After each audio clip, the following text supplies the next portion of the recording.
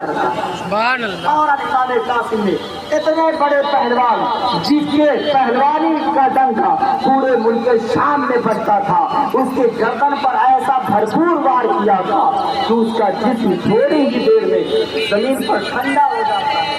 اب آقا امام قاسم رضی اللہ تعالیٰ عنہ اب ارزق کے گھوڑے پر سوار ہوتے ہیں، اور سوار ہونے کے بعد گھوڑے کو دوڑاتے ہوئے خیمہ حسینی کی طرف آتے ہیں، اور آنے کے بعد امام حسین سے فرماتے ہیں العطش العطش یا اماں ہو، او میرے چچا پیاس پیاس، او چچا اگر پانی کے چند گھونٹ مل جائے، اگر ایک چلو پانی مل جائے تو قسم اس رب کائنات کی جس کے قبضے قدرت میں میری جان ہے، میں ان دین کے دشمنوں کو ایک ایک میں موت کی نیند سلا دوں گا۔ او میرے چاچا بس پانی کے چند قطرات دے دیجئے۔ حضرات حضرت آقا حسین پاک رضی اللہ تعالیٰ عنہ اپنے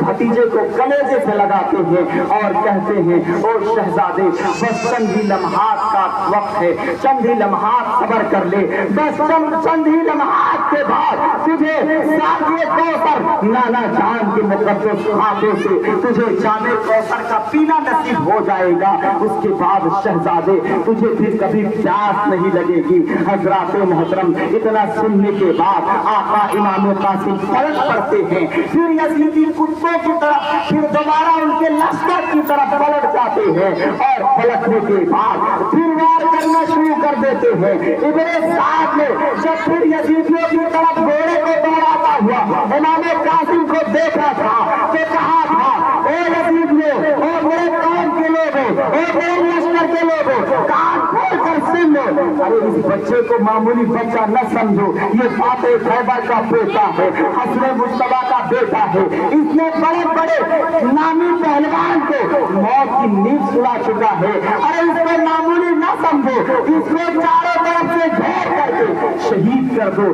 چاروں طرف سے گھیر کر کے تلوار بازی کرنا شروع کر دو، ورنہ یاد رکھو اور کان کھول کر سن لو، اگر ایسا نہیں کرتے تو یاد رکھو سبھی کی عورتیں بیوہ ہو جائیں گے، سارے کے سارے بچے یتیم ہو جائیں گے، سبوں کو یہ فاتح خیبر کا پوتا موت کی نیند سلا دے گا، لہٰذا اس کو معمولی بچہ نہ سمجھو، چاروں طرف سے گھیر لو۔ ظالموں نے حضرت آقا امام قاسم کو چاروں طرف سے گھیرے میں لے لیا۔ ابن سعد کے قول کے مطابق چاروں طرف سے جب آقا امام قاسم کو گھیر کر کے اب ہزاروں کی تعداد میں سینکڑوں کی تعداد میں نیزیں آنا شروع ہو گئی، آخرکار گھیر کر کے ظالموں نے اس طریقے سے حملہ کیا تھا۔ ایک ظالم جس کا نام شیس بن سعد تھا، اس ظالم نے حضرت امام قاسم پر تلوار کا ایسا بھرپور وار کیا تھا کہ امام قاسم فوراً گھوڑے کے سین سے زمین پر گر جاتے ہیں، اور گرنے کے بعد آپ کے جسم اظہار پر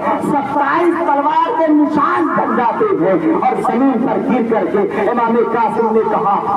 ادرکنی یا اماں ہو، ادرکنی یا اماں ہو، اے میرے چچا میری خبر گیری کیجیے، اور یہ کہہ کر کے آپ سے گھوڑے کے زین سے گر کر جام شہادت سے سرفراز ہو جاتے ہیں۔ شاعر نے کہا تھا زندہ ہو جاتے ہیں جو مرتے ہیں حق کے نام پر، زندہ ہو جاتے ہیں جو مرتے ہیں حق کے نام پر۔ ارے اللہ اللہ موت کو کس نے مسیحا کر دیا، اللہ اللہ موت کو کس نے مسیحا